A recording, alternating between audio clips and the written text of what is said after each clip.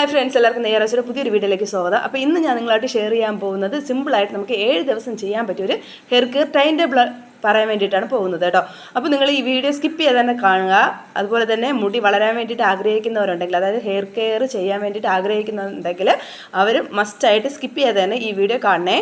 ഞാൻ ഈ പറയാൻ പോകുന്ന ഹെയർ കെയർ ടൈം ടേബിൾ നിങ്ങൾക്ക് ലൈഫ് ലോങ് ചെയ്യാൻ വേണ്ടിയിട്ട് പറ്റുന്ന ഒരു ഹെയർ കെയർ ടൈം ടേബിളാണ്. അതുപോലെ തന്നെ ഏത് പ്രായക്കാർക്കും ചെയ്യാൻ പറ്റിയൊരു രീതിയാണ് പറയാൻ വേണ്ടിയിട്ട് പോകുന്നത്.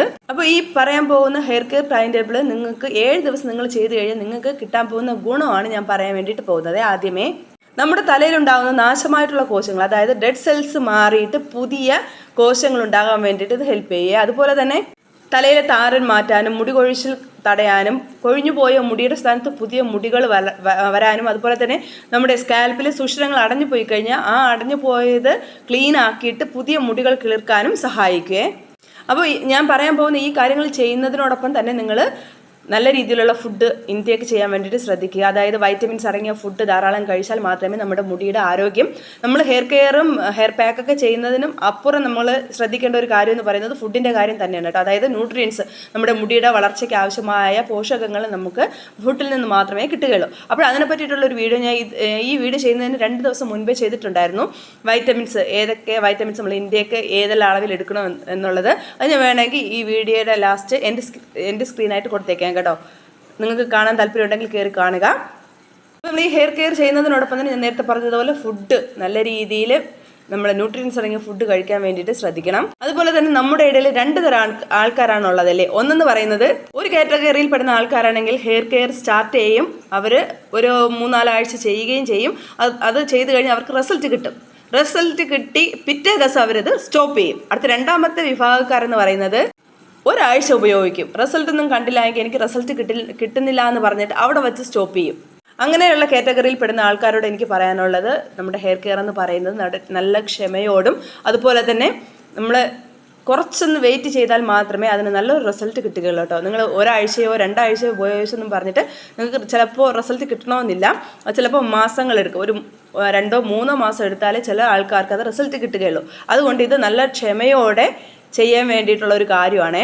ക്ഷമയോട് മാത്രമല്ല, നല്ല ശ്രദ്ധയോടെ നല്ല രീതിയിൽ പരിചരിക്കേണ്ട ഒരു സംഭവമാണ് ഇതെങ്കിൽ മാത്രമേ നമ്മൾ വിചാരിക്കുന്ന പോസിറ്റീവ് റിസൾട്ട് നമുക്ക് കൊണ്ടുവരാൻ വേണ്ടിയിട്ട് പറ്റുകയുള്ളൂ. അപ്പോൾ നിങ്ങൾ ഈ ഹെയർ കെയർ സ്റ്റാർട്ട് ചെയ്യുകയാണെങ്കിൽ അത് സ്റ്റാർട്ട് ചെയ്ത് പതിയെ മാത്രമേ നമുക്ക് ഇതിന് റിസൾട്ട് കിട്ടുകയുള്ളൂ കേട്ടോ. അതുകൊണ്ട് സ്റ്റോപ്പ് ചെയ്യാതെ തുടർന്ന് കുറച്ച് 1-2 മാസം തുടർന്ന് ചെയ്താൽ മാത്രമേ നമുക്ക് ഇതിന് റിസൾട്ട് കിട്ടുകയുള്ളൂ. അതുകൊണ്ട് ഒരാഴ്ച ചെയ്തിട്ട് റിസൾട്ട് കിട്ടുന്നില്ല എന്ന് പറഞ്ഞിട്ട് ഒരു കാരണവശാലും നിങ്ങൾ സ്റ്റോപ്പ് ചെയ്യാൻ വേണ്ടിയിട്ട് പോകരുത്. ഈ പറയുന്ന കാര്യമല്ല, എന്ത് കാര്യമായാലും നമ്മൾ ഉടനടി നമുക്ക് റിസൾട്ട് കിട്ടണമെന്നില്ല. അത് നമ്മൾ കുറച്ചൊന്ന് വെയിറ്റ് ചെയ്താൽ മാത്രമേ റിസൾട്ട് കിട്ടുകയുള്ളൂ. അതുകൊണ്ട് ഒന്ന് ക്ഷമയോടെ കാത്തിരിക്കുക. അതുപോലെ ചില ആൾക്കാർ പറയുന്നുണ്ട്, ഞാൻ ഹെയർ കെയർ ധാരാളം ചെയ്യുന്നുണ്ട് പക്ഷേ എനിക്ക് റിസൾട്ടൊന്നും കിട്ടുന്നില്ല. പക്ഷേ ഹെയർ കെയർ മാത്രം, ഞാൻ നേരത്തെ പറഞ്ഞതുപോലെ നമ്മൾ ഹെയറിൽ മാത്രം ഹെയർ സിറമോ ഹെയർ പാക്കോ എന്തെങ്കിലും അപ്ലൈ ചെയ്തിട്ട് നമ്മൾ പ്രതീക്ഷിച്ചിരിക്കും ഹെയർ വളരാൻ വേണ്ടിയിട്ട്.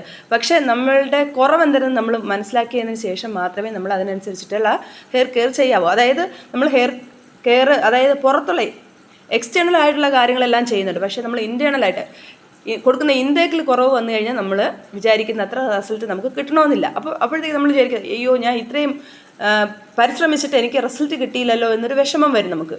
അപ്പോൾ നമ്മൾ ചെയ്യേണ്ട കാര്യം എന്ന് പറയുന്നത്, നമ്മുടെ കുറവ് എന്താണെന്ന് നമ്മൾ കണ്ടെത്തിയതിന് ശേഷം ആ കുറവ് പരിഹരിക്കുക. ഫുഡാണെങ്കിൽ ഫുഡ്. അപ്പോൾ ഈ ഹെയർ കെയർ ടൈം ടേബിളിൽ നമ്മൾ ആദ്യം എടുക്കുന്നത് നമ്മുടെ കറിവേപ്പാണ് കേട്ടോ. കറിവേപ്പ് എന്ന് പറയുന്നത് എല്ലാവർക്കും അറിയുന്നുള്ള ഒരു കാര്യമാണ്. അതായത് എല്ലാവരുടെ വീട്ടുമുറ്റത്തുള്ള സാധനമാണ്, സുലഭമായിട്ട് എല്ലാവർക്കും കിട്ടുന്ന കാര്യമാണ്. സാധാരണ നമ്മൾ വീട്ടമ്മമാർക്ക് സുലഭമായിട്ട്, അതായത് അവരുടെ കയ്യെത്തും ദൂരത്തിരിക്കുന്ന ഒരു സാധനമാണ് നമ്മുടെ കറിവേപ്പ്.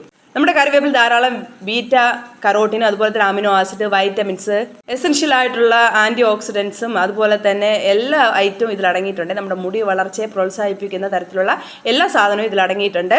അപ്പോൾ ഈ ഹെയർ കെയർ ടൈം ടേബിളിൽ നമ്മൾ ഏത് രീതിയിലാണ് നമ്മുടെ കറിവേപ്പ് പ്രയോജനപ്പെടുത്താമെന്ന് നോക്കാം കേട്ടോ. വേറെ ഒന്നും, സിമ്പിളായിട്ട് ആർക്ക് വേണമെങ്കിലും ചെയ്യാം. ഞാൻ നേരത്തെ പറഞ്ഞതുപോലെ ഏത് പ്രായക്കാർക്കും ആർക്ക് വേണമെങ്കിലും ചെയ്യാൻ പറ്റിയ ഒരു കാര്യമാണിത്.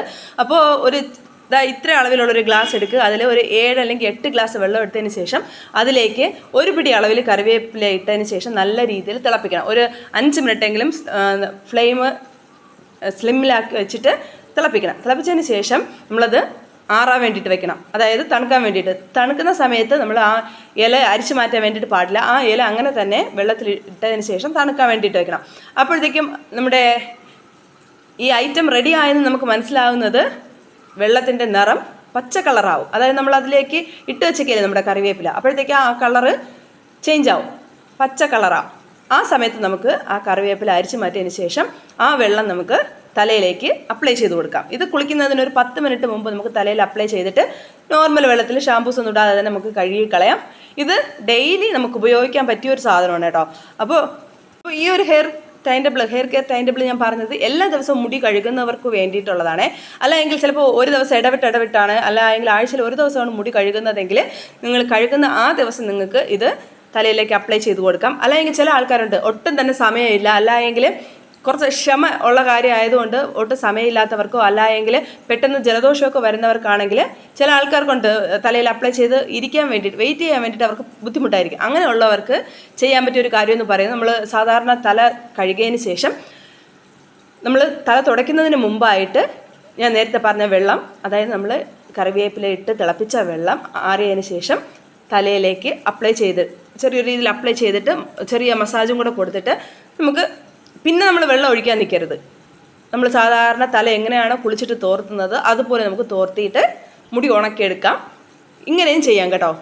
അപ്പോൾ നിങ്ങൾ ഈ രീതിയിലൊന്ന് ചെയ്ത് നോക്കിയിട്ട് ഒരു മാസമെങ്കിലും ഇത് കറക്റ്റായിട്ട് ഫോളോ ചെയ്തൊന്ന് ശ്രമിച്ച് നോക്കുക. കറിവേപ്പില ധാരാളം വീട്ടിലുള്ളവർക്കാണെങ്കിൽ ഇത് സിമ്പിളായിട്ട് എന്നും ചെയ്യാൻ പറ്റിയൊരു മെത്തേഡ് തന്നെയാണ്. ചില ആൾക്കാർക്ക് കറിവേപ്പില കിട്ടാൻ ബുദ്ധിമുട്ടാണെങ്കിൽ കുറച്ച് ക്വാണ്ടിറ്റിയിൽ ഉണ്ടാക്കി വെച്ചിട്ട് നമുക്ക് ഫ്രിഡ്ജിൽ വെച്ചിട്ട് അത് ഉപയോഗിക്കാവുന്നതാണ്. അപ്പോൾ അതുപോലെ തന്നെ ഈ സെയിം രീതിയിൽ തന്നെ നമുക്ക് എണ്ണയിലും നമ്മുടെ കറിവേപ്പില ഇട്ടതിന് ശേഷം ഒരു എത്ര പറയാ 100 ഗ്രാം എണ്ണയിൽ നമുക്ക് ഒരു പിടി കറിവേപ്പില ഇട്ടിട്ട്